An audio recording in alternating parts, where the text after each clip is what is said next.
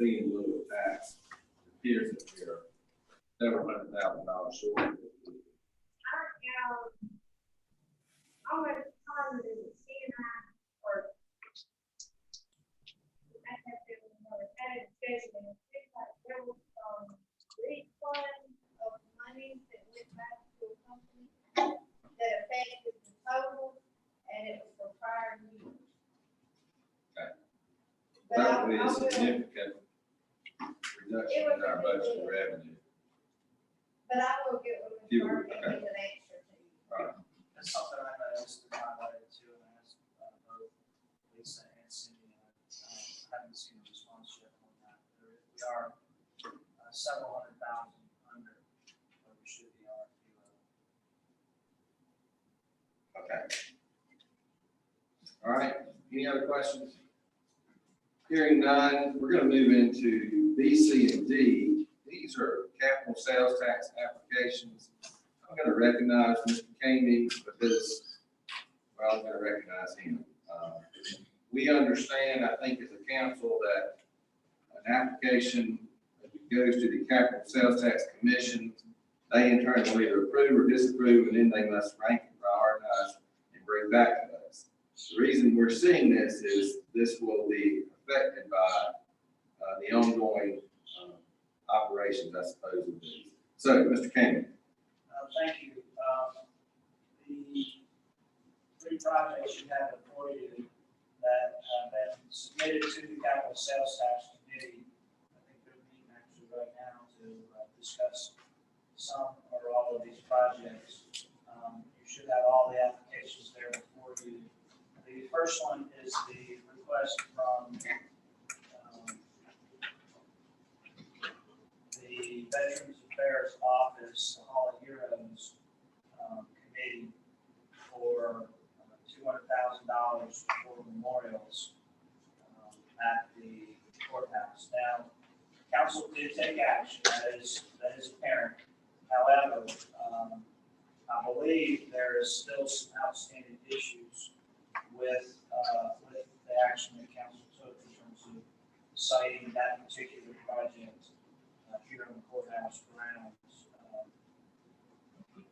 Some legal questions, maybe in terms of the land or whatnot. Do you remember? My recollection was that council received that at my request as a first reading of an ordinance. I reviewed the minutes earlier that are reflected in the application. The minutes do not reflect that, although I have a very clear recollection of talking both in open session and with Mr. Bowles after that, first reading of the ordinance. When the land was completed. But I can't do it. Okay, this is, we are receiving this as information item only. It does not require a vote. Because if we vote on it, then we would be superseding the commission, in my opinion. Is that correct?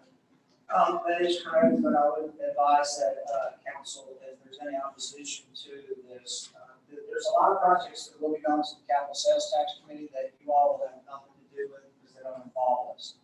Any project that we've been bringing before you in terms of applications does involve county council and county government. So this particular project, there is some actions that will be needed by county council. So there is concerns about this proposal. Now would be the time for us to express those rather than the next time we see this being on ranking on the referendum when that comes back in August.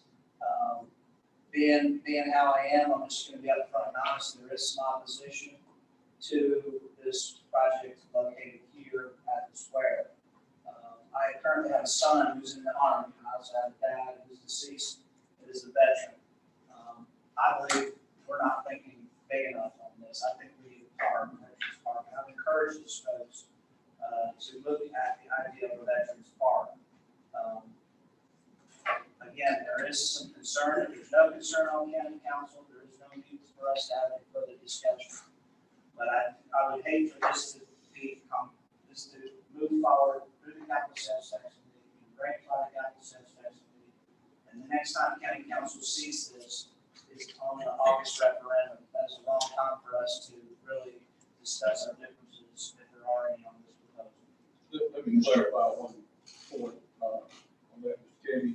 Council will see this in 3 readings. I'm sorry.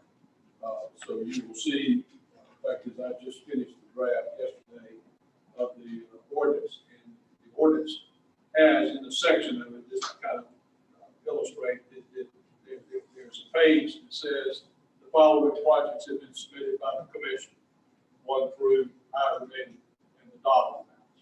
So you will see 3 times.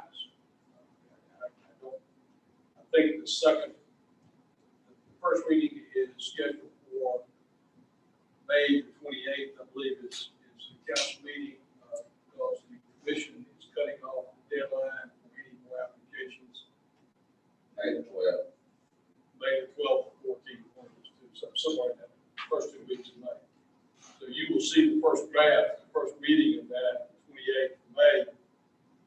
That will give you, the second reading is scheduled for June 23rd, which would give you roughly 3 or 4 weeks to review what they have proposed, for any changes the council wants to make, because you have the final decision. And then it will go to a public hearing and 3rd reading, July I can't remember the date, but it has to be finished and passed and in the hands of the elected commission on the 14th of August. So you will have 3 meetings and a public hearing on that ordinance prior to it being submitted to Columbia. So what would be the mechanics if there was some concern from council on what was presented from the capital sales tax committee? They can remove it or realign it. You know, if they don't like number 2, they can move it to number 12. They can take number 12 and move it to number 2. So I mean, that's final decisions up to the council as far as the banking, based on what the commission's recommendation. Why is this being proposed to county council? I thought it was supposed to be proposed to the committee. And then the committee makes the decision of which ones they want to go forward with, and then they send them to county council. That's correct. They will accept or reject projects. Why we say this in our literature? Let me answer that. Mr. Kamey wanted it to come to council as information so that, as he explained earlier, we don't wind up with, on where I come up with egg on our face or egg on the commission's face. He wants it to be a seamless, transparent, open dialogue. He doesn't want a monkey wrench thrown in it at the 11th hour. Did I say that correctly? All right, I do have a question about this. That's why. This is Get an house. the information to the county council, what's being submitted. But for this particular one, this is a group, a very good one, not associated with the county, who's wanting to put something on county property. Do we not have to approve that? I mean, if I want hot dogs down in the corner, can I submit that to the county project sales tax? I mean, this is an outside organization. It's not like it's our Parks and Recs who's submitting it. And if I understand the attorney right, we needed to read the ordinance to approve them putting this on our property. So how can they present it if we haven't approved them using our property? That was exactly my point.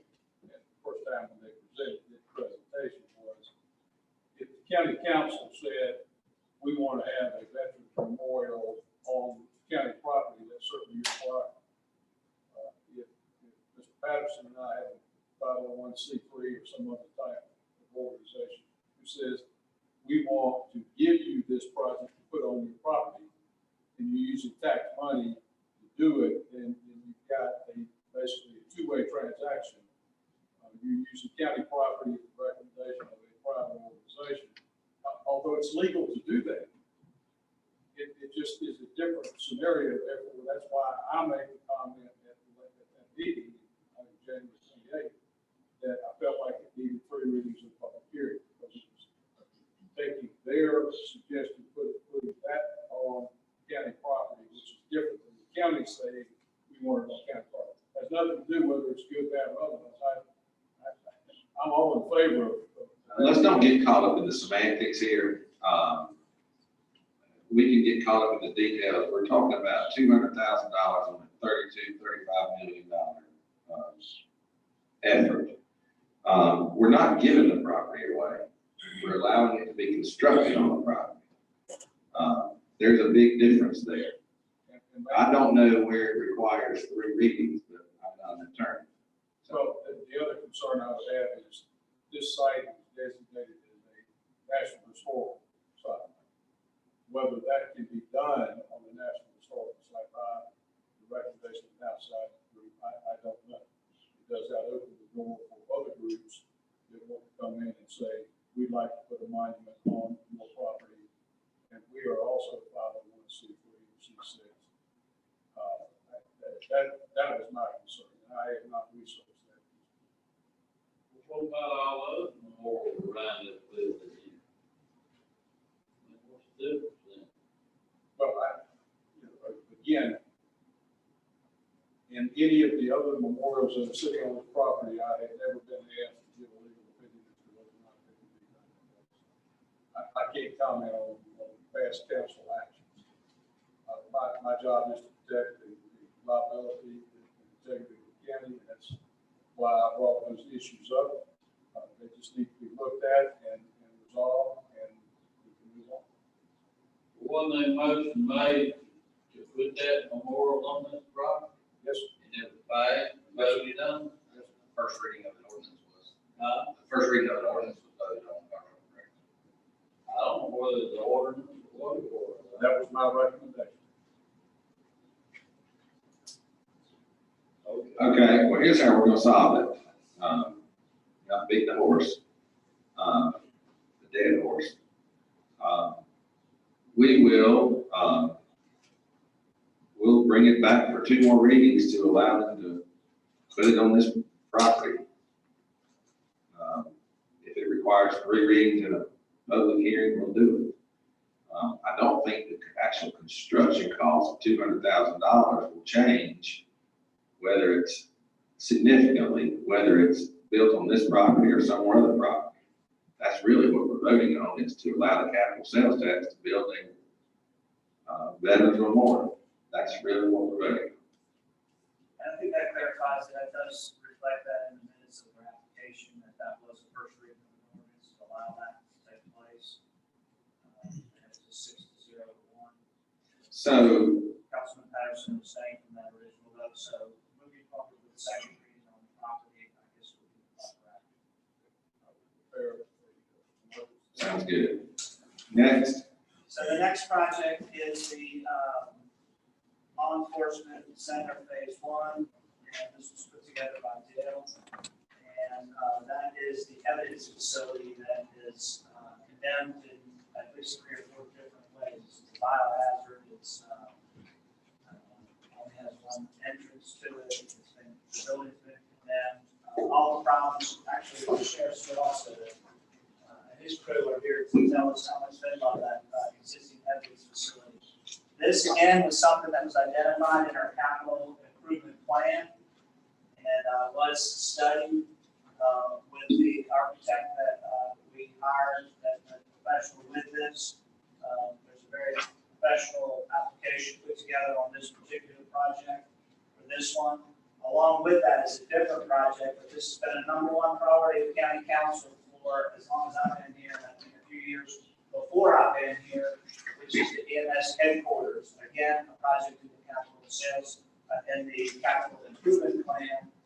Law enforcement center is to the tune of $1.5 to $2 million. Law enforcement center is, for evidence storage is 1.9.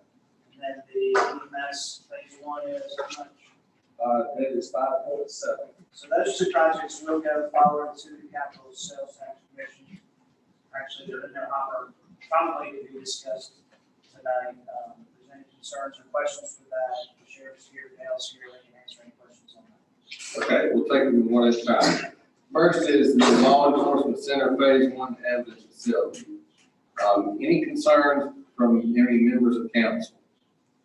I'm just curious, if there's gonna be a phase 2 submitted with the CBSD? Not at this time, maybe in the future. this does take the law enforcement center and it allows us to phase it for construction. What the, But to answer your question, the answer is no. No, but not part of it. okay, and just future references, if, when we continue with the project, is it gonna go out by the jail?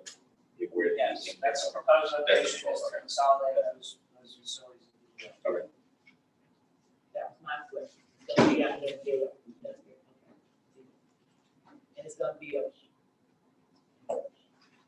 building, at least the build, we don't build a building. Correct. Okay. All right, my question is, that doesn't address this thing sitting right down here and all the stuff contained there, or the demolition. It does address this building here. Does it address demolition of that here? It does not. Okay, which is probably a good thing because there's a lot of folks who think that needs to be preserved. True. Don't really want to get into that conversation. at this Yeah. point. Okay. All right, next is EMS headquarters facility.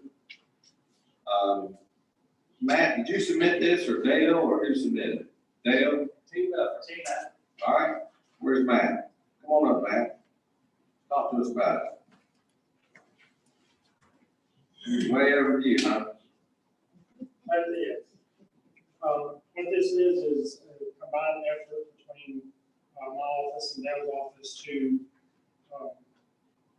cohesively put us all together so that we can have a more efficient operations and also to provide better living quarters for our crews.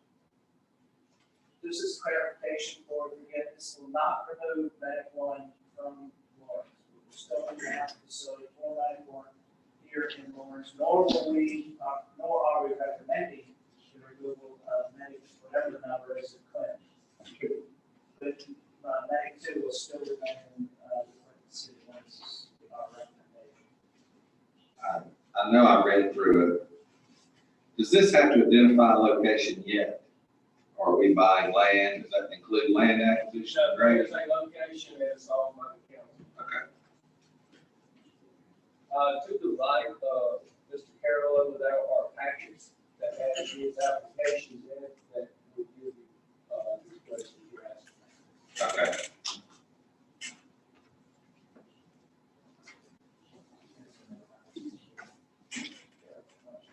Any questions or comments or concerns from any council member? Talking about addressing existing buildings, that's another one that we probably need to go ahead and start addressing, regardless of whether this capital sales tax passes or not. We're gonna have to do something with that building, even to leave it as a Medic One. And I'd love to see us with some kind of proposal to renovate that building on some level to get it where it needs to be. We are, I say we is all but complete with totally renovating that building. We're meeting with a contractor tomorrow to get an estimate.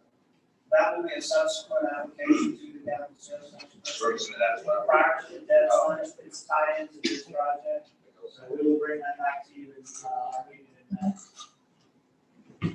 You gonna renovate which building? The existing building just for Medic One.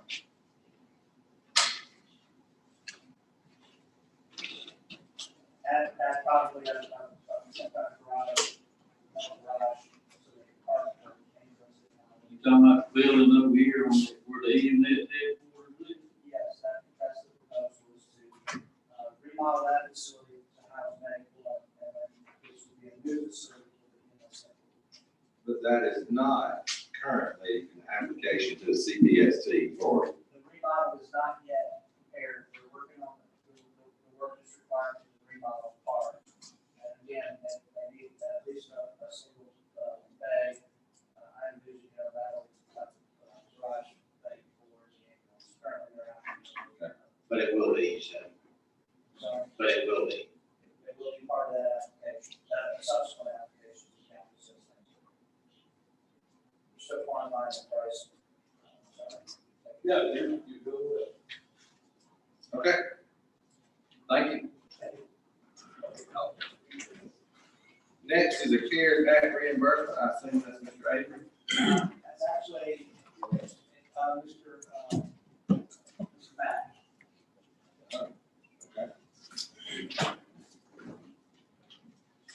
this is a part of the stimulus packages that went out, this is from the Health and Human Services Division. As a emergency services along with hospitals, they distributed funds based on their 2019 Medicare payments.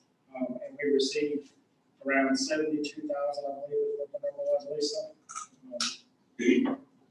So in order to receive these monies, we have to agree to the terms, which means it can only be used to prevent, provide care for, or prepare for the coronavirus. So that's what we're looking at doing. We have to offset and or replace PPE and such for any future occurrences. Okay, We want to do everything we can to get our piece of the current $3.5 trillion that the federal government is putting out there. So this is a nightmare. Lisa's been doing a lot of work that she can. Joey and the rest of us are doing everything we can to try to figure out how we can make sure we maximize our ability to get as much as we can of that $3.5 trillion that the federal government is putting out there. The federal government's talked about, although it's getting a lot of debate on pumping money into local government next, as part of the next phase, 4.0, I think we're calling it, the CARES Act. We'll be keeping a really close eye on that one.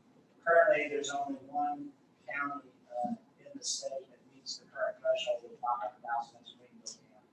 So we're doing everything we can, council, and I want to congratulate both Lisa and Matt for this effort here to bring in a very small piece of that $3.5 trillion. We want to get as much of that as we can for our citizens. okay. That does not require action on council's part, so thank you. All right, next is Joey, for the added agenda items and the county update on COVID-19. Matt, anybody else, sheriff? I got the sheriff and EMS up here, and Greg's here also. Greg, come on up as fire service. It's not a one-man show out there, but these folks have individuals on the front lines every day, and we're providing PPE for them. Priority is for EMS, second priority is for law enforcement, and fire service comes in with additional PPE that we have. We have conference calls every day, talking to municipalities, to law enforcement agencies, to see how we can support them better than what we're doing out there now. We have some things in place. DHEC has given the 911 centers across the state a portal that we can put their address in. When we send EMS to a 123 Joey Drive, we can put 123 Joey Drive in there and see if there's a positive case that's been identified there. That has been very beneficial to us because we have solved several actual positive cases that has been transported to the hospital. So that information flows from 911 to EMS, to law enforcement, fire, and into the hospital once they get on the scene out there. So that's a big plus for us. We're going to be discussing opening up the buildings. And I just want to point out that the governor extended the stay-at-home order yesterday. We have a total of 38 cases in the county at this time. We had 7 new cases on Sunday, 6 new cases yesterday, 2 cases today. The decision that you make to open up these buildings, I just want you to know that the virus is not going away. It's still going to be out there. So we will provide PPE for EMS, law enforcement, and fire. We're urging everyone to stay at home if they need to. Travel only essential needs. Wear masks when they go out because this is a very contagious virus and it's very serious. So the decision that we make tonight for the opening up the building is going to be one of magnitude as far as the way I look at operations in this county. But I must say that the way that we're doing business now, throughout Gilchrist Square, doing all the work through the drive-through windows, and we're working from home, our employees are very efficient. And those folks at Gilchrist Square are being commended because they've done a great job out there. First responders out there have done a great job. The community's done a great job abiding by the rules that we've set down. The healthcare workers are certainly out there working hard also. So we're all in this together, and it's gonna take all of us to continue to move forward to overcome this, but there's still some challenges ahead that we must face. And it's like a swinging pendulum out there sometimes, we gotta react as what we see and deal with it that way. So, Sheriff, I'll let you say a few words. We've been truly blessed. Want us to continue to operate as normal as we have. Take precautions we see fit to take as best we can. We've been blessed that the office is set here, personnel being able to keep us up and going. The detention center also has their taking precautions as far as when the victims are not violated, the violators are brought in, they're screened, they're placed in isolation for bond hearing, and they don't get bonded out, and they're still placed in 14-day isolation. They're not just thrown in the general population.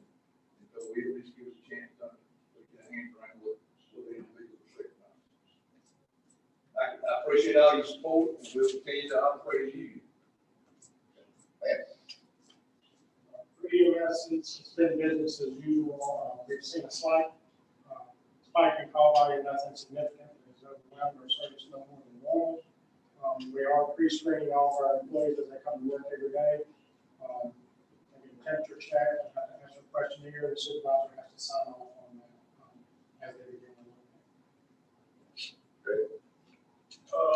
work. Fires on normal operations, we have seen a reduction in call volume just because of the COVID-19 policy we put in place, the easy number of responders going on. Medical call, but right now we're doing with. And there's a lot of other folks behind the scenes. You got Billy and Dale working behind the scenes, trying to make sure that everything at Hillcrest is running smoothly, handling any questions or concerns that come up. Some mitigation factors that have come up that Billy brought up, and they put some safe barriers in some of the offices to put that screening process so they keep the public from breathing on the individuals and putting the glass there. So there's a lot of work that's going behind the scenes also. This is very serious times that we're in. How many times have you ever seen rubber gloves and hand sanitizer at a county council meeting? I have. So we are doing things differently. We got a new normal that we got to deal with, and we're going to be faced with this probably towards flu season next year. So, other than that, that concludes my presentation. I'll answer any questions that these folks will also. Are there any questions of council members of any of these folks? Thank you to each one of you in your offices that you represent. Thank you. The next we'll move into old business. The first item of action is a final review only of ordinance number 872, updated with RV park ordinance. I have received a call about this, and I would strongly urge our council to table this until the public can speak, come and speak before us as it relates to this. That's just my opinion. Mr. Chairman, I move that we table. There's a motion by Ms. Anderson to table. Is there a second? Second. I believe by Mr. Wood. This time, is there any discussion on tabling of this? Hearing none, I'll call for the vote. All in favor? No, go ahead. I didn't know anybody. Is this being a final review, are you saying we're going to bring it back as a review before we bring it up as a public hearing? Is that what you're suggesting? Because this is just a review, this isn't a public hearing or a third vote. Yeah, my suggestion is we're gonna wait until the public can come and speak. And I agree, we never vote on anything. I thought we were reviewing this, maybe I'm misunderstanding. Yeah, I mean, we don't need to take, we're not taking action, it's just review, we don't need to table it. But we are looking at it, I have gotten a phone call, plus we also have some coming at the table. And they felt like they need to be addressed, so I felt like we need to go back and let somebody talk about it before we vote on it. Even for the review, I don't know what transpired that this, gentleman think that he had. Well, I would like to wait until the public could be here to witness the discussion. So that was my recommendation. So, Mr. Wood, what would you like to say? I think the confusion to this man that's Diane talking about, I forgot what his name is, the president, is a setback on this thing. I know it, the planning commission, didn't they recommend 25 feet and then it was changed to 50 feet? And then we came back at another meeting and I believe Mr. McDaniel made a motion, but I don't believe what's written in this thing here is a motion that he made. Well, if we did change it to a 25-foot with a agreed upon buffer like is with the junkyard ordinance. So I believe what's there is what we talked about. That's what I got a call about, and I'd like to wait. 50 feet. It can either be 50 feet or 25 with the approved buffer. That's what we. The problem I'm hearing from people is the fence. The fence needs to be taken out. And I don't believe, and I could be wrong, I don't speak for Mr. McDaniel, I don't believe that's his intent when he brought up junkyard ordinance. I was there, I may have misunderstood what the ordinance was saying, but I thought it was the evergreen buffer in lieu of the fence. Which is why we. Okay, let me stop. We're discussing it. And my point was, I wanted to wait until the public was here to witness the discussion and be a part of the discussion. Okay, so I'm just saying that. So we got a motion to table that's been seconded.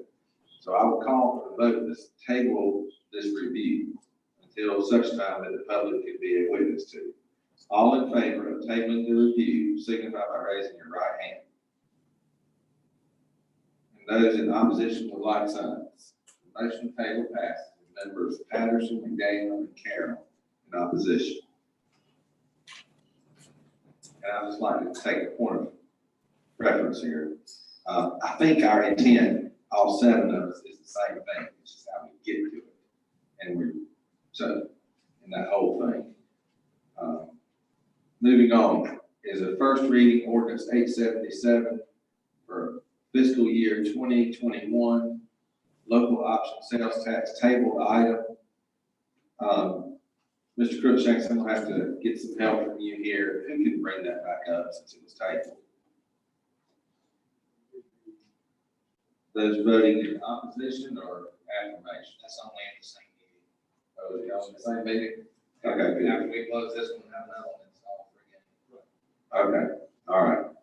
I think that was recommended, Mr. Chairman, we made the editorial changes, that Mr. Wood. Okay, let's take it off the table. We have to make a motion and vote on it, right? I move that we To take it off the table. remove from the table. Go ahead, how's that? The first reading of ordinance 877. Okay, there's a motion to untable the first reading. Is there a second? Second, I'll second it. Any discussion on that? As I understand it, we're gonna talk about it now with the revised edition. Okay, all right, here we go. All in favor of removing it from the table in order to discuss it, signify by raising your right hand. Hang on, one more, Mr. Chairman. If this item wasn't tabled, we voted down. This was not a table item. We voted this down in the last meeting. I hate to be specific about this, table items, that's why I prefer council not table items, you just don't take action. Before we bring it back to everything, it's confusing. Table items. We voted. It was about the numbers. It's like- That's what I recall. Yeah, we voted. I think we voted it down to not use it, not to table it. That's right. Yeah, but they asked, somebody asked me to go back and get it. Mr. Wood asked to change the language. Okay, so I think we can discuss this revised one, is that right? Everybody in agreement with that? Mr. Patterson? There needs to be a motion for you to make a motion for this draft. We can discuss it. Okay, First reading of this draft, which reflects the changes that Mr. Wood requested in the language. which now means I gotta remove the motion to untable it. You withdraw. I'll take my motion back. Okay. Yeah, I found it didn't fail 3-4. That's what I thought. Okay, is there a motion to approve ordinance number 877, the revised ordinance? And can somebody point us to the language that was changed? What page? It's all fresh out for your reading. It should be red line.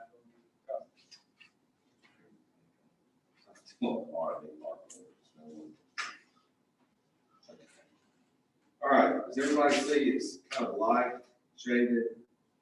What is in red? But if I could very quickly. Yes, please. In the, second whereas clause on page 1, we took out the number 29%.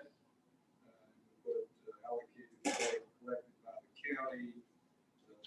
The fourth whereas, we took out the 100% of the allowable 29%. And number 1 on page 2, we took out the up to the allowable 29% if needed and necessary. Paragraph 5, we took out the 100% of the total 29%, substituted that with the statutory allowable percentage. And I think substantively that is the only change, which reflects the request by Mr. Wood of the percentages. It is actually 29% of the allowable amount, and 66% of the total. It does calculate out to about 14%. What I did was change the language to say whatever that allowable percentage is, rather than trying to get into deep into the woods of the actual numbers. Can I add? Hang on, let's see. Do I, no, we don't have a motion yet. All right, so let's get a motion in a second, then we'll open it for discussion. Is there a motion to approve the local option sales tax on first reading with the revised language as just explained by Mr. Crookshanks? Motion. Second. Motion by Mr. Carroll and second. Now open it for discussion. Mr. Wood. In the paper this past week, it said Clinton voted to take 29% of the local option sales tax. Is that what I read in the paper? Is Clinton got a separate local option sales tax for this? Local option sales tax is split between the total pie, it's split between the county and municipalities. Okay, the municipalities. But are they two local option sales tax? I didn't think there were. It is split internally from the state. The state says out of each dollar, the county gets 60-something cents and the municipalities get 40-something cents based upon their population. From that amount, where the 29% confusion comes is the 29% of that allowable amount, which is not 29% of the whole pie, it's only 29% of the 66% that you get. That's where your calculation comes to about 14%, but it's the same dollars in local option sales tax that the cities divide as what we divide. And they have the same privilege to keep a portion, the allowable portion, which is 29% of their share, just as the council does. All councils have that same. They get 7.25%, we get 14.5%, and the city of Lawrence gets 7.5%. Cross Hill gets a piece of pie. Waterloo, all incorporated municipalities get a piece of pie. So basically, what I read in the paper this past week, what Clinton was doing is the same thing that we talked about doing right now. Correct. The allowable, whatever their allowable percentage that they have the freedom to do with what they want to do. They still have to have 71% of their balance has to go to property tax relief, the rest of it can go as they deem it. Just as you. This language still not right in this thing, says Lawrence County Council is authorized by the law of the state of South Carolina, section so-and-so to allocate the use of 29% of the funds. That's funds, that's complete funds, is the local option sales tax, and that's not true. That 29% is struck. Mr. Wood. It's not in there anymore. You can hardly That's see what it. I just went over. That's struck at 29%. That language is going to hang out. It's hard to see because it's so, if you see a line through it, that's gone. That line, 29% language is gone. And Sure, it's red. But he says, okay. Sorry about that. It's hard to see with the. You had before my, I got one that's actually got red. You can see. I got one right here. Okay, okay. But that, where you see the red and strike through, that means it's no longer there. That's why I wanted you to see the correction. This council has never got 29% of this. Good point. Very good point. It's never got 29%. It's always been 14.5%. That's a good point. Very good point. So that cleans up that language, and I believe this does not say we're gonna take, any of that 14.5%, whether it's a portion of it or all of it or none of it.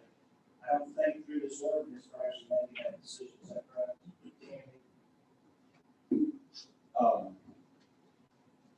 No, this is providing that the county council can take the total statutorily allowable percentage of local option sales.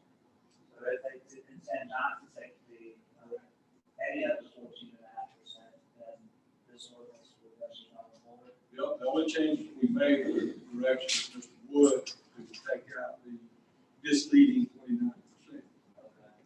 So this takes that out, but it also, and I think it's number 5, authorizes the use of an amount up to the total statutorily allowable percentage of the local option sales tax and use fund, less any reserves and revenue fund. So it does allocate whatever that total amount is. Okay, So let me just, I'm sorry about that, Mr. Chairman, because I want to make sure we get clarification on this. I know we clarified the language, it's not 29%, it's actually 14.5%. But I know there's a desire of some of the council not to utilize some of those LSD sales tax funds. But my understanding is we still need to move forward with this ordinance. Is that mechanics of whether or not they use the fund, is that covered in number 5 then? That is allowing the use of the funds. If they choose not to use it, then we need to amend the ordinance. Okay, so prior to third and final, then, this is decided fact. okay. So the bottom line is, if you want to vote to use the local option sales tax up to the allowable amount for county operations, then you vote for it. If not, you'll vote against it. That's simple. I have a comment. Yes.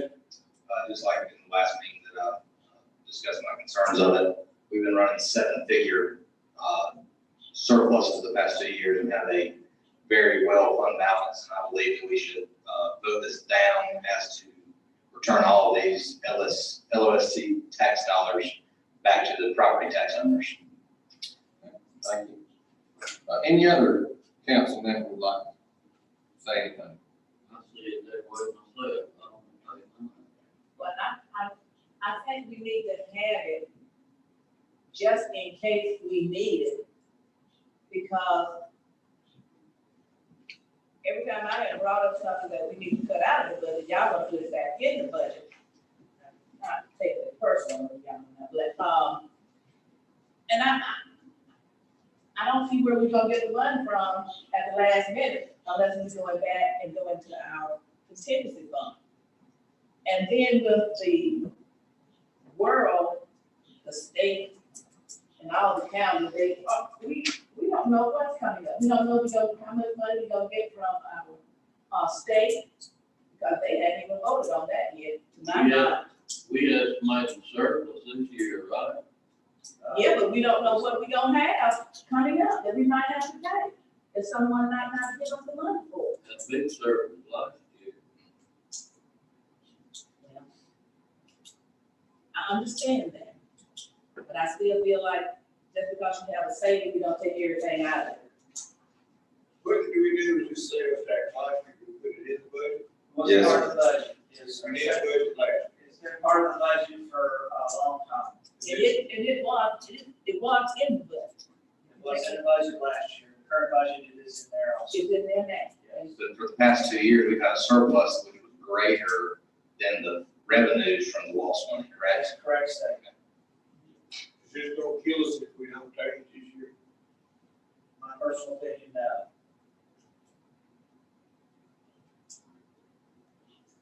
I'm personally not in favor of voting it down at this point. I think we still need to keep the option open.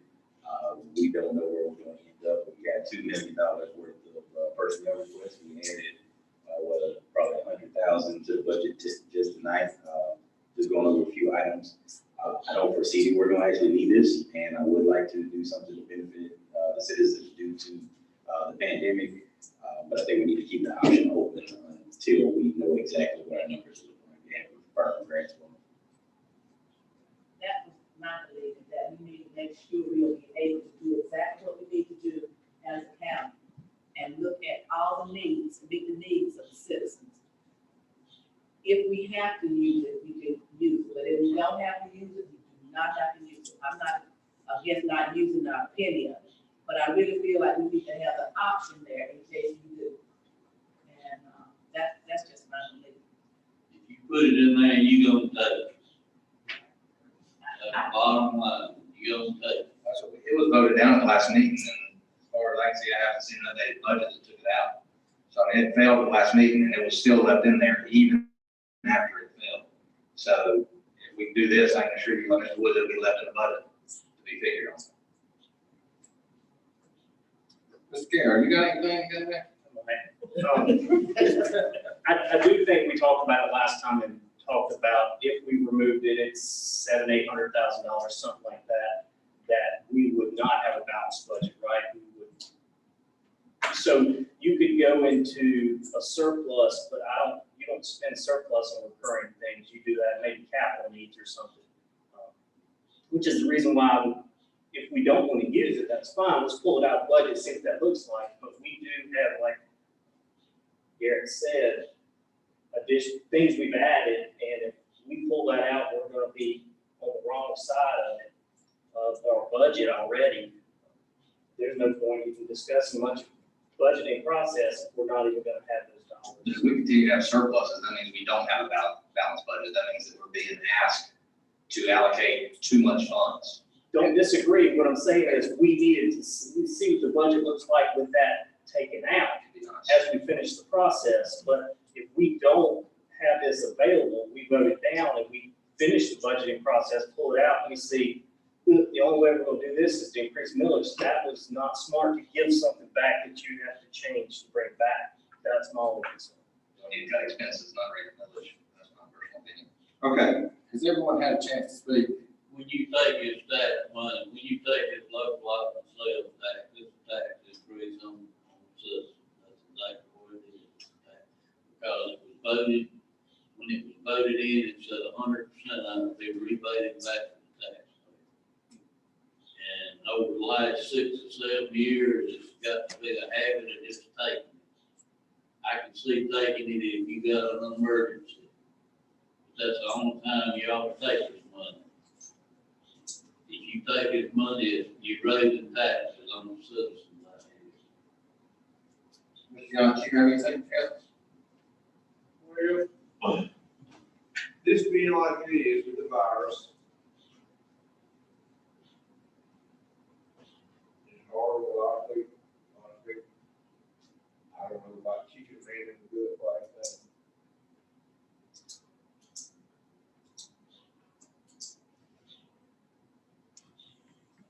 Anything else? Okay, we will call for the vote. All in favor of the motion as presented on first reading to make use of the local option sales tax during the budgeting process, signify by raising your right hand. And those in opposition by like signs. Motion fails 4-3 with council members Patterson, Yance, Wood, and Pitts in opposition.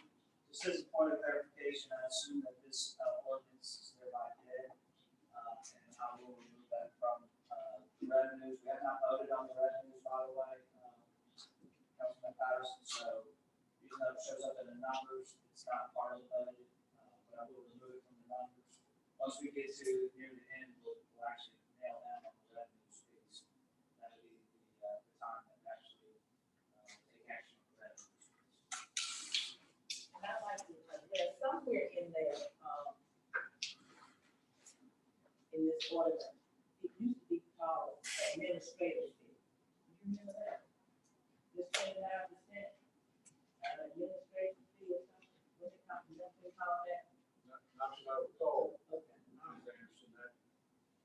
I can wait that there for the year, because I can't remember the year we passed it. But I know it was I got a something. big file on it. I think- Go back and look at it. Okay, because I think that's what happened. But it's all good, this stuff. That just means we don't have to work a lot hard trying to make sure we get this budget down. And I like to see us do it. Okay. Next is the Financial Advisory Services recommendation. This time I'll recognize Mr. King. Currently, we have the services of this company. This was an action county council took a year ago when we did the bond refinancing the jail and also financing Smart Hillcrest as well as the work we're doing here on phase 1 of this courthouse. This extends that agreement such that we'll have that resource available to us as we move forward. Capital sales tax, there will probably be a bonding component. This will allow us to have this resource available.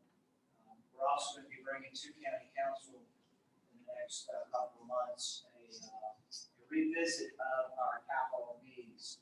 It may be an ideal time, as counterintuitive as this may sound, for us to really take a good hard look at some of our capital needs, with construction costs being very positive in terms of being low now as opposed to where they were just 2 months ago. And we'll be diving into a subject, revisiting this in a minute in terms of construction costs. And interest rates, which are historic lows, probably never be this low again. This will be a rare opportunity for us to address some capital needs. Again, this company will give us that continued resource. Sam, do you have anything to add to this? It is required that we have a financial advisor on hand, and Brett Robertson, who we worked with at the last bond issue, I give him all the credit for helping us save about $200,000. I would strongly recommend Stifel is a very good group. Brett is a local rep in Columbia. Easy to work with. Strongly recommend that we continue our relationship with Stifel.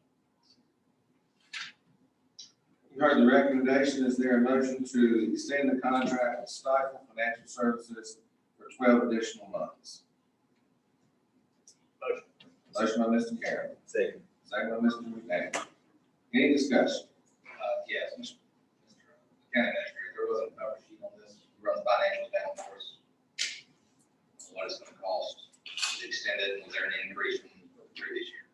It's the same as it was before. I believe. And that's good enough. Yeah. As long as There's no cost just to sign the agreement. Their cost is associated if they do bond work. Okay. No increase. Any other questions? Hearing none, all in favor of the motion to extend the contract by 12 additional months, signify by raising your right hand. 7-0. Next is a memorandum of understanding on Little North Carolina Road. I believe this is Mr. Satterfield. Yes, sir. At the last council meeting, you asked us to go and talk to the citizens that live along that road. We talked to the lady, the first house on the right, which was basically the only house. Mr. Brown, met with her, asked her if she, was aware that there was a quarry that may be located down the road. She was not aware of that.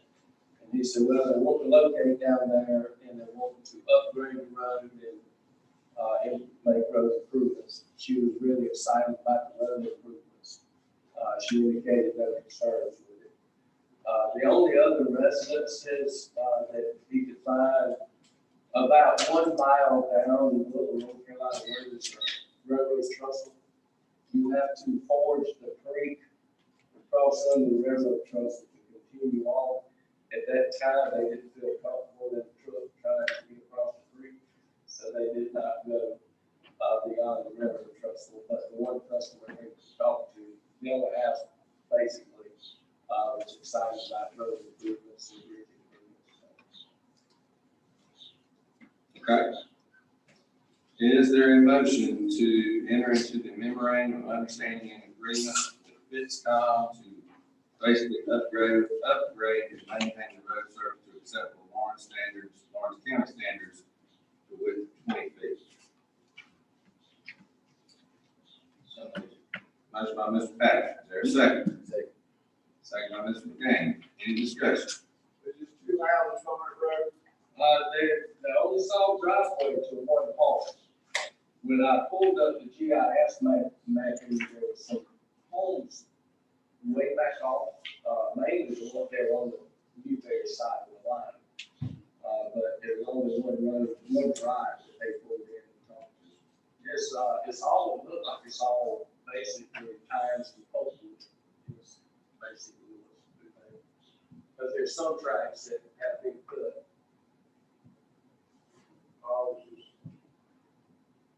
Trucks in and out of that road all the time. If it's not, if they happy about it, I'm happy about it. It's gonna create a lot of dust for somebody. But the one customer, the one citizen they talked to, she was excited about the roads being improved.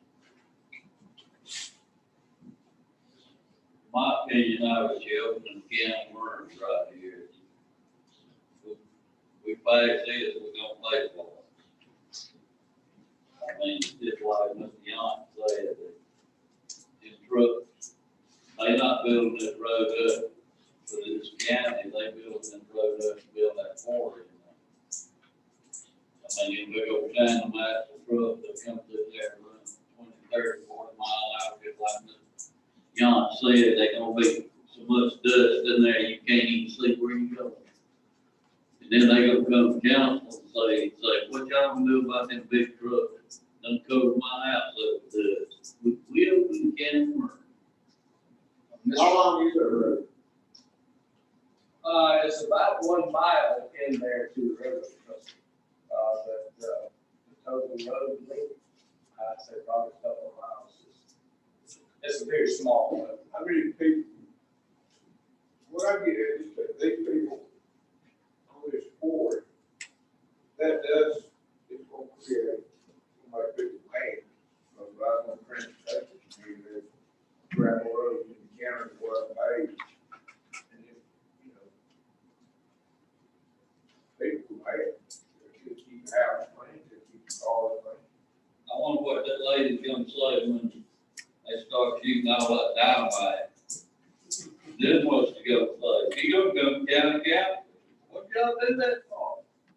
Mr. Shafter. Like, Look, this covers, they've got money, they're gonna use this road for a long time. It's like great for it, and I'm not remember. Blacktop, they only use it. And no dust, I mean, blacktop. Mr. Shafter, is there anything preventing them from accessing that property currently? No, so we don't have any zoning. Well, no, what I mean is there a bridge that they're trying to cross? Yes, Okay, so they can't physically get there now. as well as road width. Are we required to, are providing that legally. Providing access.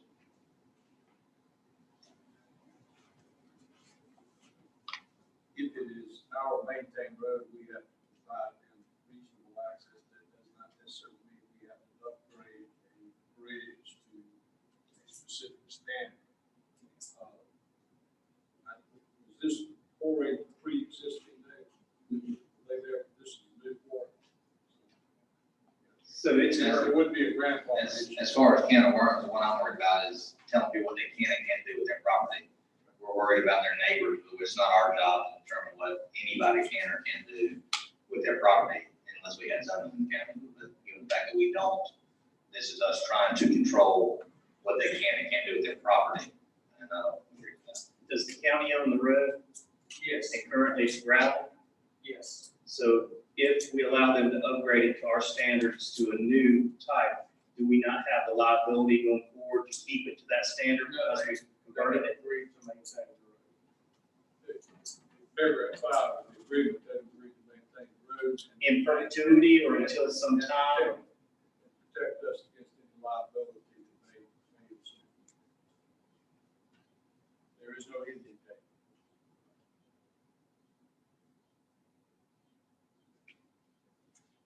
Any others? Hearing none, I'll call for the vote. All in favor of accepting the memorandum of agreement, signify by raising your right hand. And those in opposition, the like side.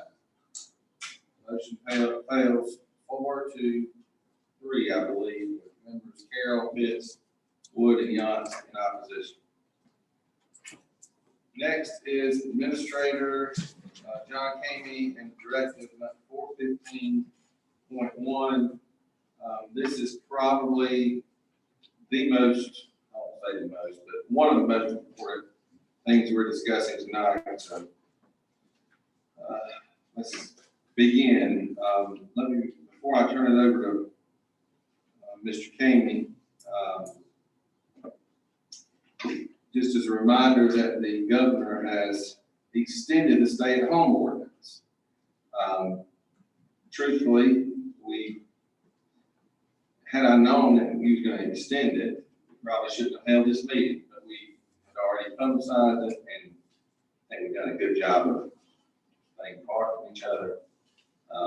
So this is in discussion of trying to begin to reopen the county at some point in time. I'll leave it at that, and I'll turn it over to Mr. Kamey. Thank you, Mr. Chairman. On the last county council meeting, I believe it was, we took a look at a directive issued on the 31st of March in regards to closing the county buildings for access to the public.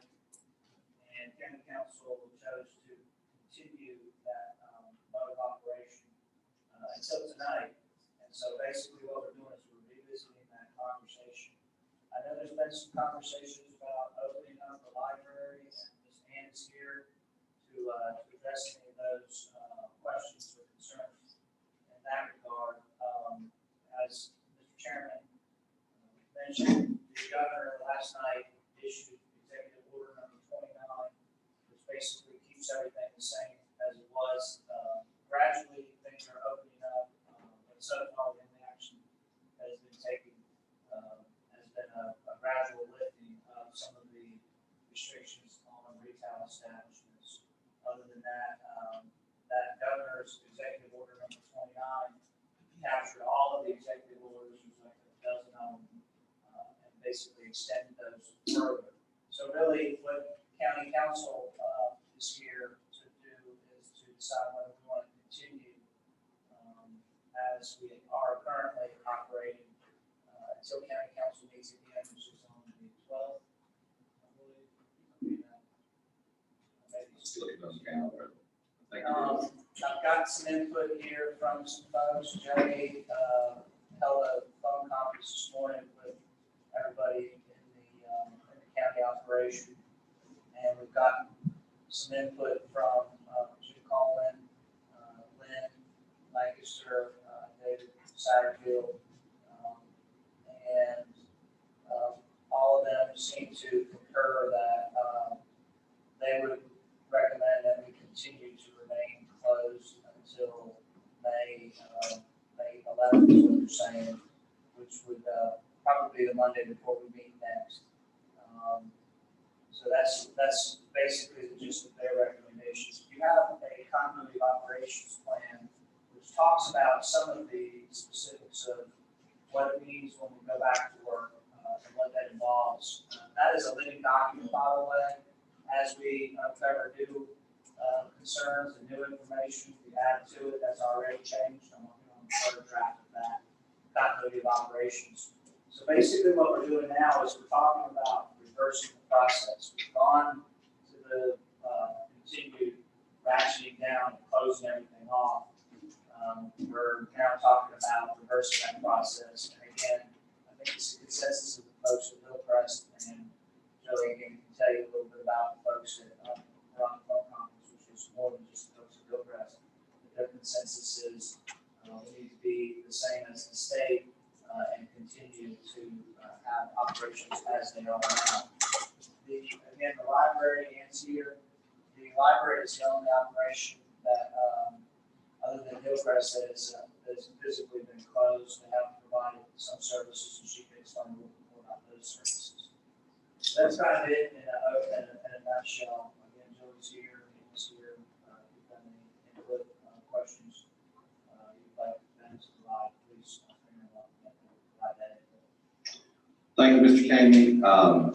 Before I open the floor for discussion for council, I'll just give you my ideas. If the governor has extended it, and I counted it up with Joey last night, the earliest we could open up is the 12th. We have a meeting that's scheduled for that night. I suggest we delay it until that meeting with the plans of a gentle opening with caution on the 13th after our meeting. That's just my recommendation. My goal was to initially try to open up on May the 4th. But when the governor extended it, it basically put the counties at risk. Should we open it against the governor's stay-at-home order? And should someone contract the virus, they can't prove whether it did or didn't contract it at a county-owned building. It certainly puts this county in a vulnerable position. That's the best way I'm going to say it. That's my idea. Now I will open the floor up for any council members. And then I'll ask those employees that would like to speak to it, but I'd like to hear from the council members first. I'll begin again with my right, your left, Mr. Carey. Okay.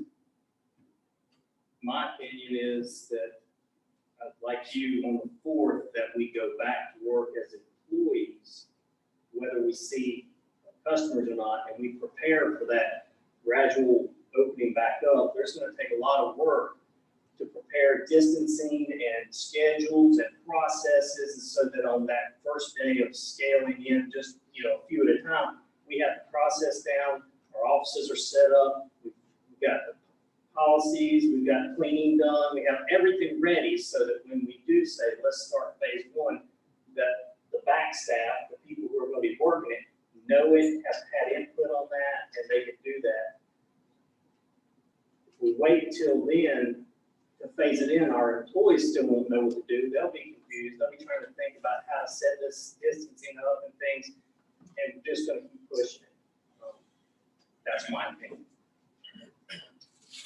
Mr. Nagin. Just to maintain continuity, I think we need to make sure we stay at par and minimum of what the state is doing, under the, and what everybody's needs. As far as opening back up, I love this girl that is trying to make sure we have a plan to phase it in, make sure everybody knows the end time. Okay, Ms. Anderson. Well, I think we really need to continue like we are right now. I really think this virus is a lot serious than what we want to take into. And I think we should try to make sure we're taking care of staff. I think with supervisors and whoever else is in charge, they can come up with a plan everything needs money. We always have a backup plan no matter what, and I know this is something different than happened to us. But we should be working on a plan to how we need to move back to where we need to get to. But I think we need to move very cautiously. I don't feel like we need to do something very haphazardly and then several people to come in. I really think we need to be taking care of the people and making sure that they stay well. And I think we also take care of the citizen, making sure that their needs are met. And I'm hoping that we can do all of that without causing danger to anybody, the citizens or the employees. Thank you, Mr. Wood. I feel like that what we have been doing in the past 4 weeks was the right path. Seemed like everything has been working fine like we've been doing it. I think we need to continue on the same path, at least for the next county. Okay. Mr. Young. Look, we need to be careful. Start getting things back up. And I got a question for the sheriff. This quarantine, what's it done to y'all? More busy or? It's been as usual for us. There hasn't been a great deal of difference. These guys run a little strained because they have concerns like every one of them do. They conduct the business, they didn't have about something. Sit around and get bored, they're not breaking the law. Well, they break the law, they go into jail, they just don't get to stay as long. The judges let them out. Mr. Pratt. I would say I agree with Mr. Carroll. I don't think we should extend Directive 415.1 and let our employees come back to work and start preparing to reopen. I think that minus the library, which I'll address in a second, we've been functioning quite well with servicing our citizens. I've been very impressed and thankful for our employees who've gone above and beyond and made accommodations, and we have served our citizens, and we've proven we can do so. So I say we continue to serve our citizens with our serving them, not opening the building up to the public, but to allow our employees to come back to prepare to open up to the public. As far as the library, and I love Ms. Inwood for sure, but my concern is we have, we're about to see record unemployment rates, something we haven't seen since the Great Depression. And we have citizens who don't have access to internet, and even if they did, they don't have computers. And so all the job filings, SC Works is 100% online, unemployment filings online, food stamps is online. They can't apply for these benefits because they don't have access to anything. They rely on the county computers at the library. And in her phase plan, or something, phase one, addresses it perfectly. And I'd love to see us go ahead and reopen at stage 1 and stage 2, less the genealogy and history side. I think it'd be good to let them use the faxes and copiers if they're trying to apply for jobs and benefits. I wouldn't necessarily need to open up the history rooms yet. But the stage 1 with the addition of business services, I think would be a good recommendation to go ahead and move that direction May 4th or whenever they seem to. Now, employees, Billy, you come forward. Spot here. Number 1, let's talk about Hillcrest and the renovations, the HVAC, et cetera. Will we be ready on the 13th? We'll be ready this Friday. As far as the main hallway and main entrance, went down through there today. Grids are up, ceiling tiles are in. Tomorrow's a rainy day, supposed to be, light people are coming in to hang the lights, fixtures. The rest of it's just a cleanup. Okay. When the public does come in, the only thing, they will not see anything. They have moved behind the scenes back into the magistrate's office and one of the other courtrooms. And as soon as that's finished, about June, second week of June, they're done. Okay. All right, good. That answers one question. And you come up. And give us your thoughts. I've talked quite extensively to her. I appreciate all the services that you all have been providing. And I think she's got some good ideas during this interim time. Yeah, we've been providing services. We've checked out over 5,000 e-books, issued over 50 cards by phone, Today, we're opening up a new service to do resumes by phone. We'll mail a resume to anybody, takes about an hour, we've got software, we can just fill it in as they tell us their experience and everything. And we're very cognizant about the computers, and that's the thing, you know, it's hard for us too. However, South Carolina Works has an office right down the street from us, full of computers for that purpose. And they're not open. And I just don't see, you know, I just don't see opening for that. If South Carolina, SC Works can't even open their office and do their job of helping people file online, apply for jobs. One problem is there are no libraries in the state open, as far as I know, public libraries. Closest is Spartanburg has their lobby open with laptops for 15 minutes. And if we opened up now, we'd have people from Greenwood and Greenville and Union wanting to come here and use our computers. And I know because I've had phone calls from them. You know, asking if we're open. Access to county residents. We could, but then that would increase the amount of interaction we would have to have with the county residents. We'd have to make sure they have a card, we'd have to issue them a card if they didn't have a card. And that phase one is, I tried as much as I could to, you know, limit the amount of contact, even conversations we've had with people coming in the library. Let me add to that. Ann and I talked about that very same thing about actual devices. And I was going to use kids in our school. We're a high poverty school district, both 55 and 56. I can tell you that with certainty, 8 out of 10 kids have a smartphone. That's 80%. The good news is the real issue is transportation. They can get to the parking lot of the library. They have internet access. Any of our citizens do, so that's a good thing. That's true, and we have software where you can do the resume on your smartphone and send it out. But with your folks, and then you and your folks in the library, if we go with this, come to, let's just, for simplistic sake, the 13th, and we back it up a week to that Wednesday, I think that is an absolute wonderful idea, so that we don't open to the public and open to the staff all at the same time. I think that is one of the smartest things I've heard in this whole thing, is to give us an idea to plan for the opening with our employees. What's your thoughts on that? Well, that's true, and we've been doing that because I wanted to open on the 4th, and things changed.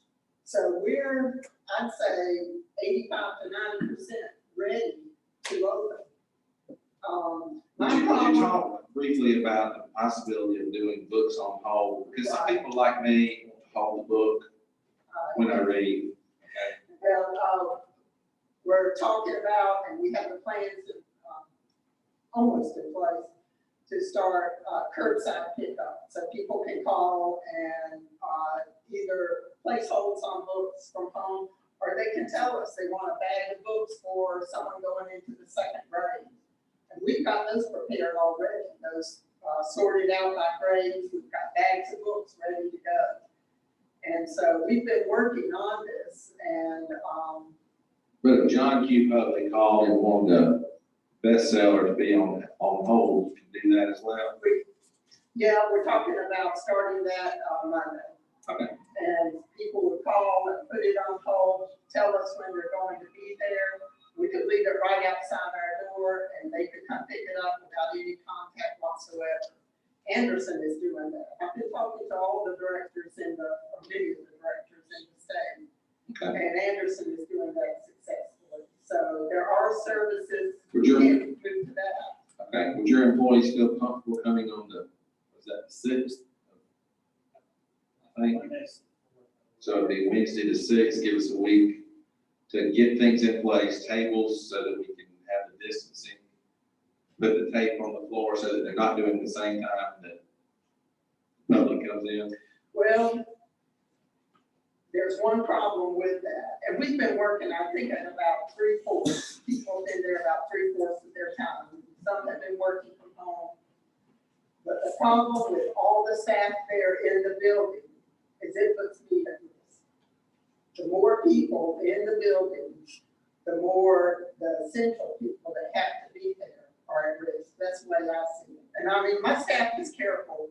We've been practicing social distancing and staying apart. But if I have to direct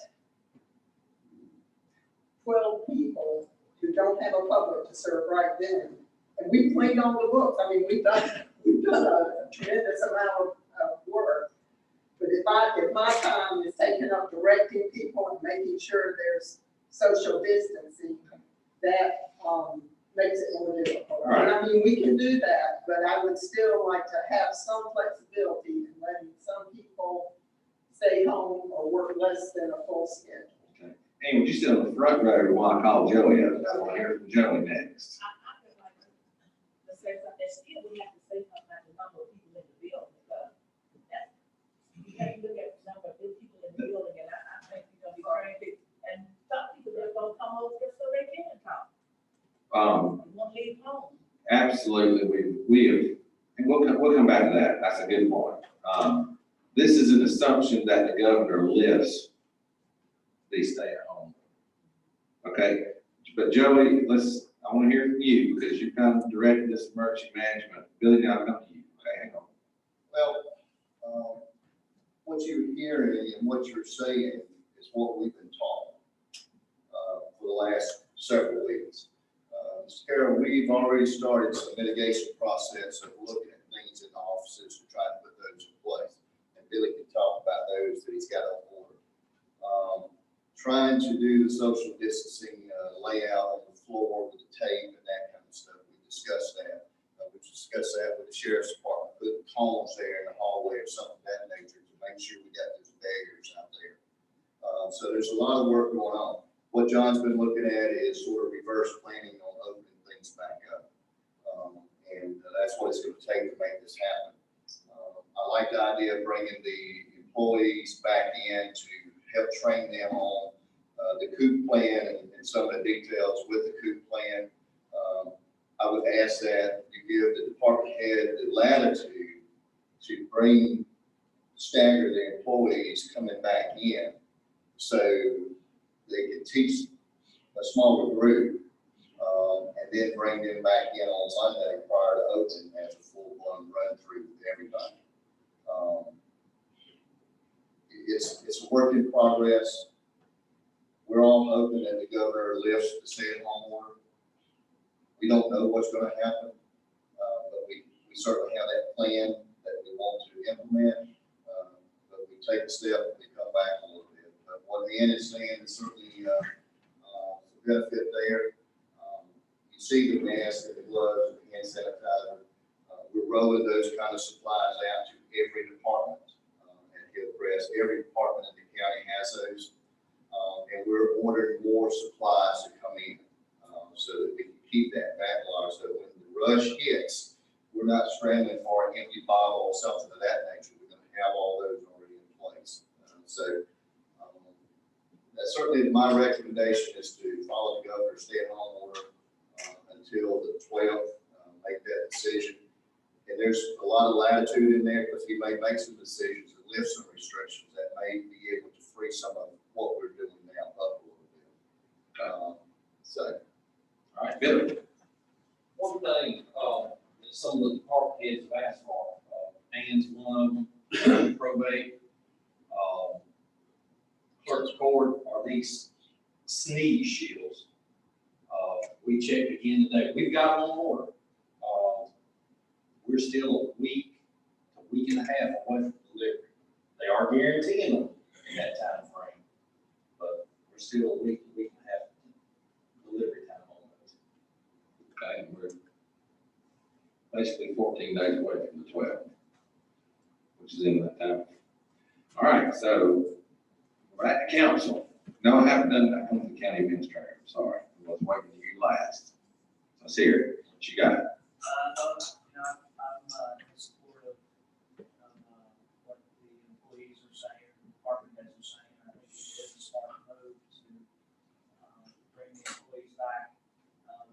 direction from council, so if you're gonna mandate that everybody has to report to work on a certain day, I do need that action from council. Because as it is now, we're paying people, who don't report to work. So at the moment you stop that, action, I will need to know from council that this is the day we're gonna make everybody now have to report to work. I do need that from council. Doesn't it stop tomorrow? It does now, until you, take action tonight, whatever action you take. So we take no action. Starting Wednesday there. That's correct. Take no action tonight, I have no authority to pay people to not work. Okay. That's why I said it's probably the most important decision we're making. Let me just throw this out. Trying to kind of listen to everyone. What if we allow department heads to stagger beginning on Wednesday, the 6th of May, to stagger Wednesday, Thursday, Friday, Monday, and Tuesday. We meet on that Tuesday, which is the 12th. We will know some direction from the governor. I'm just throwing this out. Stagger Monday, Tuesday, Wednesday, Thursday, Friday of that week, the 6th, 7th, and 8th. Then on Monday, I'm changing. Everybody comes Monday and Tuesday, and then we open on Wednesday cautiously with the space requirements, as Ms. Anderson said. We don't want to onslaught people at Hillcrest or at the library. And I think we can let our folks, they're smart. They can do that. They can figure that out. And we pay them, continue to pay them through that time period. What are your thoughts on that? Does that kind of hit all of the buttons? Well, Wednesday the 6th, not Monday before. I arbitrarily chose Wednesday because it's exactly 1 week prior to the 13th of open. I think you've already got folks, that are already reporting to work. Yeah. They're already doing the staggering. That's true. I know some offices, again, you've got 4 groups of employees. You've got some employees that are not able to work at all because we're not providing services. That's probably a very small minority of your employees. You've got some folks that are working, a couple days a week maybe. That's the staggering y'all are already talking about. That's already taking place. And every one of your operations are already, there are folks, everybody's working. It's just they're staggering some of those folks. Then you've got the folks that are working full time, and then you've got the other folks that have been working nonstop. So you really, you've got this group of people. So I think you've already got the staggering piece. To me, the key measure is when does everybody have to report back to work? And right now, I'm hearing possibly Monday the 11th. No, I'm not saying 11. I'm saying after we meet on the 12th, which would be the 13th. You're saying open, what I'm hearing is you're saying open up the facilities for public access on the 13th. Correct. Yes. As far as everybody has to report to work, you're saying everybody has to report to work at 11th, whatever that day may be. We do need that definitive day. Unless the governor extends the stay at home. That's what I'm saying. Well, we can't contradict what the governor said. I agree 150%. We go ahead and open up for two week number for like 12. What do you say, continue on the same page? That's like 15 days, which goes to the 12th. I believe that we're providing service. There's no need to open the county buildings back up. We're providing a level of service that seems to be sufficient, minus maybe the computer, the library, but I understand that South Carolina, SC Works and opening theirs. We should open ours. I'll give you that one. There's been 3,000 unemployment claims in the last 4 weeks in Holmes County. So some people are already profiled somehow. So I can do without that being open, but otherwise we're providing services in every department to the best of my knowledge. So there's no need to open the buildings. I don't think that's the necessary debate. I think the biggest debate is paying people to not come to work and when to tell them to come back to work if they want to get paid. It's not about facilities. Well, to me, it's two things. One is their pay, and two, it's opening the facilities because they're county owned public buildings. So it's two issues to me. I recognize what you're saying, but that's, and we in the county and the state and quite frankly, the country, have got to start making plans to cautiously reopen. And I think that's what Mr. Carroll's trying to get at. Yeah, I mean, if the malls are opening Friday, and they're opening Friday. This Friday? It is Friday. So if the Anderson Mall, Westgate Mall, the Greenville Mall, they're all open on Friday, we can go to Walmart, we can go to the furniture store, we can go anywhere. I don't understand what a stay-at-home order does or protects them. If all your employees are not even leaving their home, and there are people deliver stuff to them because it's a stay-at-home order, I doubt that's the case. I'm not talking about bringing the public into our buildings. I'm bringing our employees back to prepare for this phase. I don't find that that's any more dangerous than them going to the grocery store or the Walmart or the furniture store, which they are doing. That was my whole thing. Okay. All right. Well, somebody make some kind of motion or something. I don't know what to do at this point.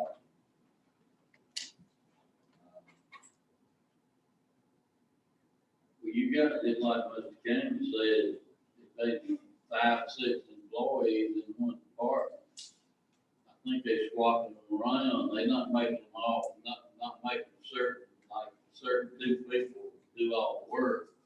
And the other 5 people stay at home. I think they take their time about coming in. Is that right? That's my understanding on a lot of departments.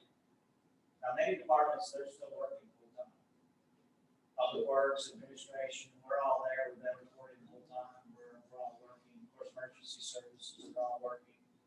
Some folks are working from home. Finance Department is all working from home. Some departments are working in shifts, just like you mentioned.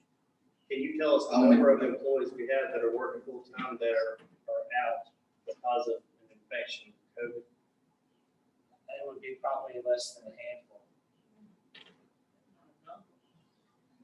Yeah, do we have any currently that are out because they are infected with COVID? No, not that we're aware of. And they've been working the past 6 weeks every day coming to work.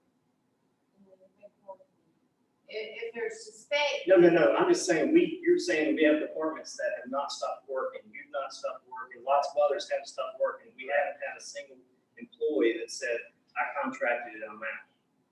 I don't think so. Okay, I'm done. I'm not saying that without public safety and all. We have some that's on quarantine, that have been on quarantine because Of of the possible Potential exposure. exposure, there are a few that are on quarantine. yes. And we're actually keeping up, and I do not know that number, I apologize, off the top of my head tonight, but we are keeping up with the number of hours an employee is being paid that is not actually physically working as COVID leaves time. We are also keeping up with how many hours somebody works on site and how many hours somebody works off site. We have all those figures because of the unsureness at this point, if that's even a word, of what the guidelines are gonna be for reimbursement from the federal government. So we're maintaining all this stuff. And it's not, it's like Mr. Cannon said, the majority of the departments are working, whether they're physically in the building or out of the building. And if I could offer from my area, Sure. I would just appreciate, I guess, if you tell us we're going to go full blast on the 13th, we're gonna open our stuff back up on the 13th. Allow us as department heads to know how our department runs, how our stuff runs, and allow us the opportunity to be ready and prepared for the event. That's why I wanted the employees to be able to come back. That the department heads could have discretion to say, we can't have 12 sitting in this small room, so today you come, tomorrow you come, but employees are expected, if they're requested to come back to work on the 4th, Monday the 4th. There will be certain circumstances where you make a decision based on safety or something. An at-risk employee, an elderly employee like Miss Ann has, not her.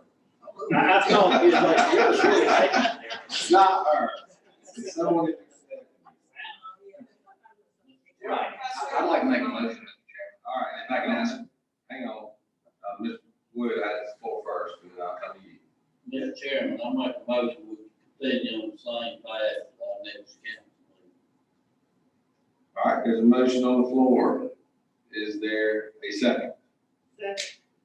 I'll open the floor. There's a second by Ms. Anderson. Now I'll open the floor for discussion. Motion was what? If you'll clarify your motion. On the same path, well, I am with the next council meeting. And then we'll know why they don't let us count. Now, the path we're on right now is we will continue to pay and no one will be required to work unless their employee, their supervisor tells them to work. Basically, is that correct, Mr. Hammond? That's correct.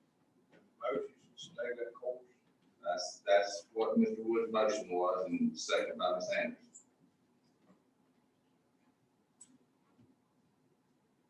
Any discussion on that? I think they'll bring a bunch of people back in and then someone catch that fire or something, and then we'll say, we told you to do something. I think they stay on the same course. At least for the next council meeting. I mean, everything's working, everything's county running, everything's working. Let's don't disturb it. Okay. Mr. Patterson, you got anything? I'm voting opposition. I do agree that our services are working. I will give us that. So as far as physically opening the buildings, unless somebody absolutely has that, have access, which I think we've accommodated any issues we have had. So we are providing services to our taxpayers. Okay.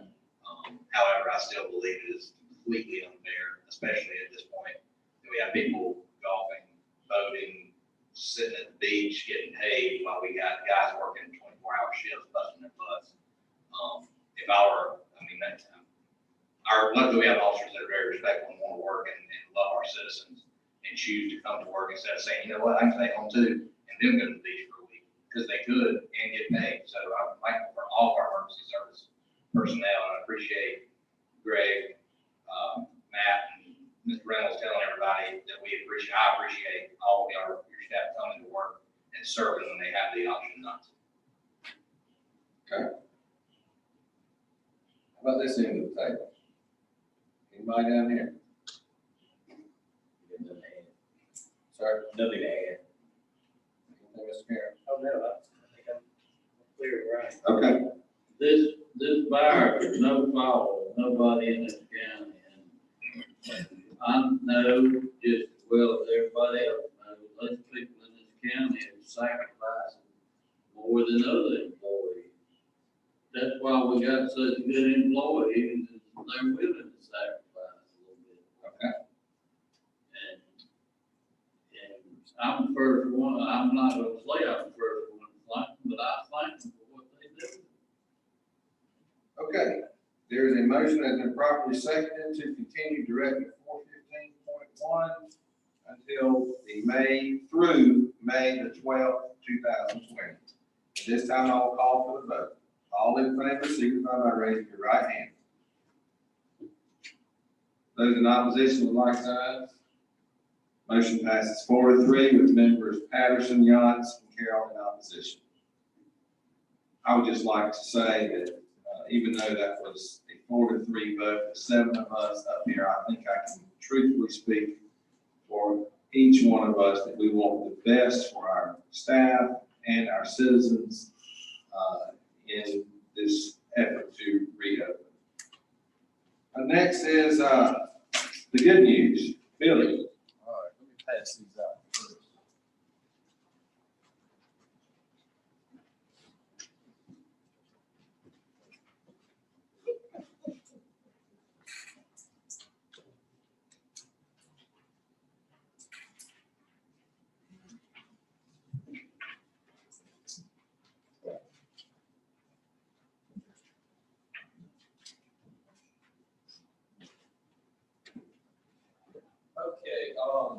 Great news. Last Thursday, we accepted bids for, our long-awaited transfer station.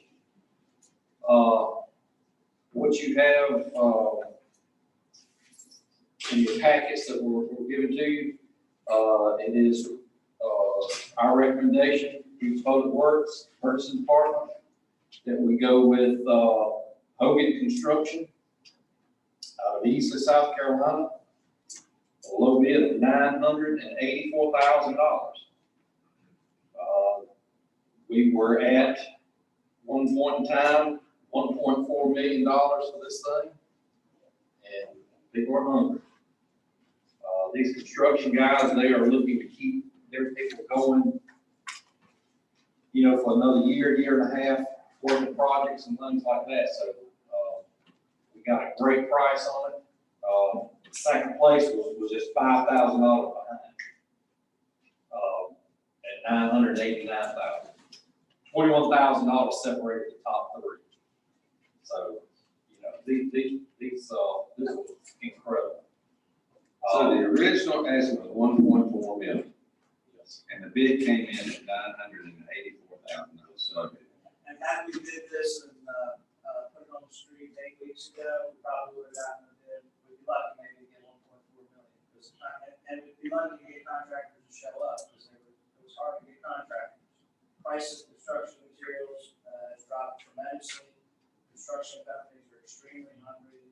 Those of us who remember what happened during the Great Recession, it's the exact same thing happened during the Great Recession 10 years ago.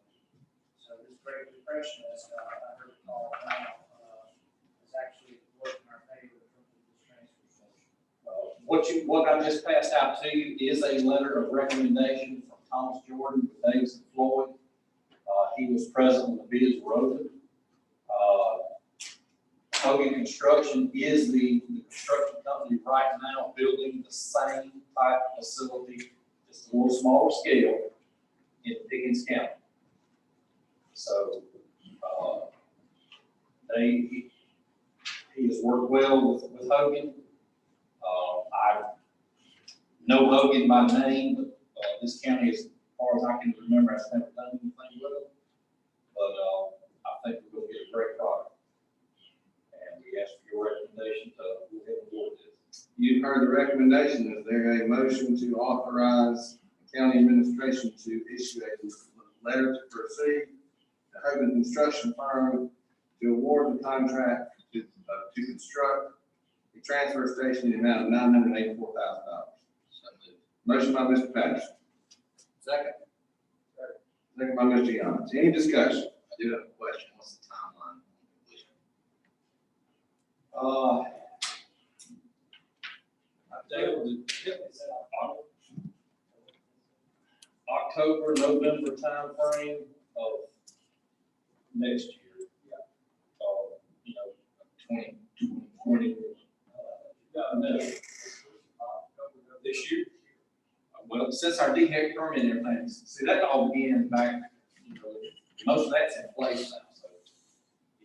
On the permit, DHEC, has approved, the permit is now being published for public comment. So as soon as that 30-day public comment period is complete, we should receive the permit. Hopefully 6 to 8 months. I got a question, the one they building in Pickens, is that the one that burned? I They building a new, I don't think so. No. It's a new one. This is brand new, one that, called fire was in Anderson.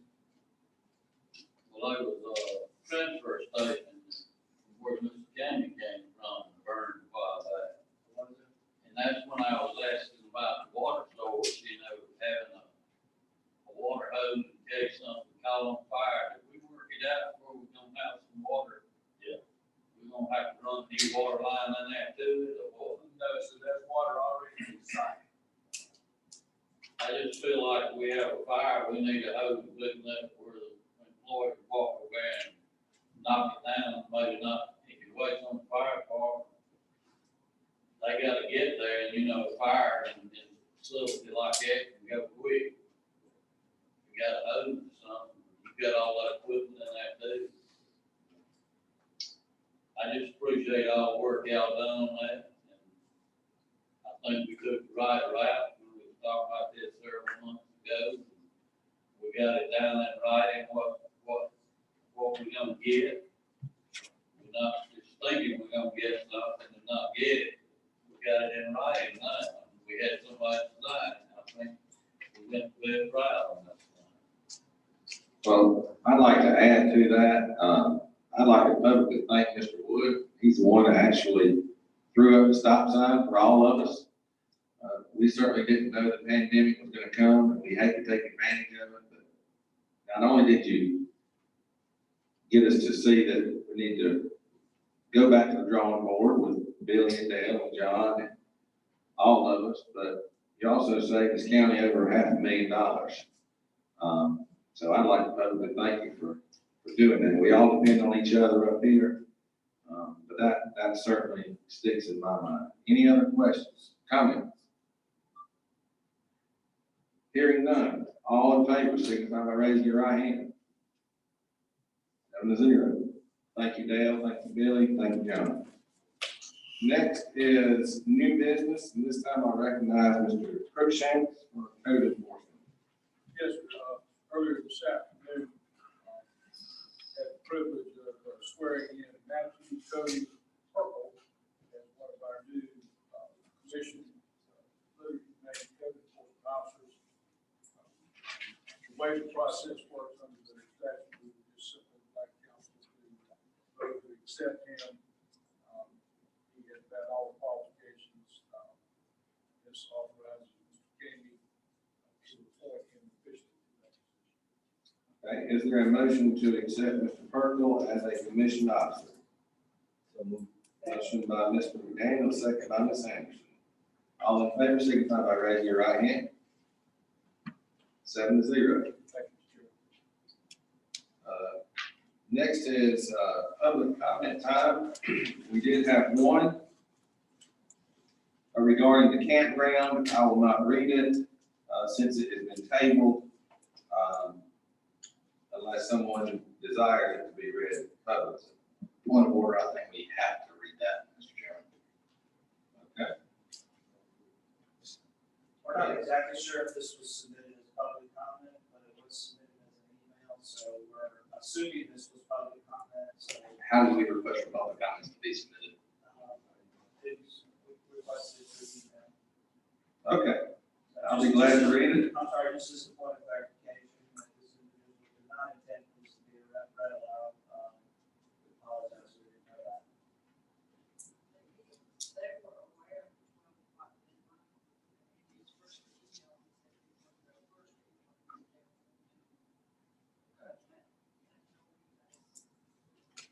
Simply make the email part of the record. And we don't have to read it, that's fine, you're gonna be reading. Okay. You can publish it. All right, so go ahead and read it. All right, here we go. This comes from Alan and Marie Titus, All Seasons Family Campground. I wanted the first email to get there before noon, so y'all wouldn't choose to ignore it. I personally feel like y'all are performing underhanded politics with these regulations. I would like a new copy of everything y'all have decided to try to place in the campgrounds in Lawrence County at the time of these issues. I took the word of the original group of the planning committee that they would keep us informed, like they said they would, to the whole group of owners that night at the meeting. I've owned my campground for 17 and a half years. I'm a taxpayer, and I voted all elections. I don't believe in flushing style politics, and I feel that's exactly what y'all are trying to pull here. You should be publishing your meetings in the newspaper, as well as you should be informing the people that you are targeting for your spot zoning regulations. The second email from the same individual or couple, I'm assuming, I'm just now hearing about the continuation of zoning regulation and the policies that our elected officials are trying to put into place on campground in Lawrence County. I went to the first planning meeting, was waiting to see published information from that group, who took our email address to keep us informed. They did not do that. Now I hear y'all have advanced to the county council and are making additional changes and not allowing the public to be a part of these meetings in person. You should have held off until we can attend these meetings. I don't believe y'all publish the readings in the newspaper, and you're holding these meetings without the public being aware or able to be continued. Or able to be continued. That is submitted from Allen and Marie Titus, all season family campground. I'll just respond to say that this motion has been tabled until the public can come and make public comments and hear the discussion from council. Okay? Next is county council comments. I'll begin with my right, your left, Mr. Carroll. I just want to thank all those who are working during the COVID-19 pandemic. And I do think all employees are important in doing good work. I just think we're ready to get started. Mr. McDaniel. I just hope everybody continues to be careful and going about your days and make sure we continue the social distancing so we can get through this thing. Okay. Ms. Anderson. I did know what both Mr. Carroll and Daniel said. I'm quite sure everybody needs to remain safe if they possibly can. And we appreciate everything that you're doing to make life good for the citizens here in the county. And I know you're doing, most of you are doing over and above, and I appreciate it. But I just wanted to add to Mr. Patterson thing about the number of unemployed claims. We got some information from Upper Savannah, and the unemployed claims in Lawrence County is 3,391 as of April the 18th. Okay, Mr. Wood. I just comment on what Ms. Anderson said. A lot of those unemployment claims will go away because I think ZF transmissions just before opening back up. That's 2,000 or 3,000 people right there, probably on unemployment right now. So a lot of that's gonna go away. I hope it. That's all I got. Mr. Johnson. Mr. Paxton. Just to reiterate what I said earlier, I appreciate all of our employees, and I shouldn't have singled out our emergency services, because we do have many other employees who are working fully and doing their job, and we are grateful and thankful for that. And I look forward to all of our employees getting back to work. And I have no further comments. Is there a motion to adjourn? Second. Motion by Mr. Carroll, second by Mr. McDaniel. All in favor, signify by raising your right hand.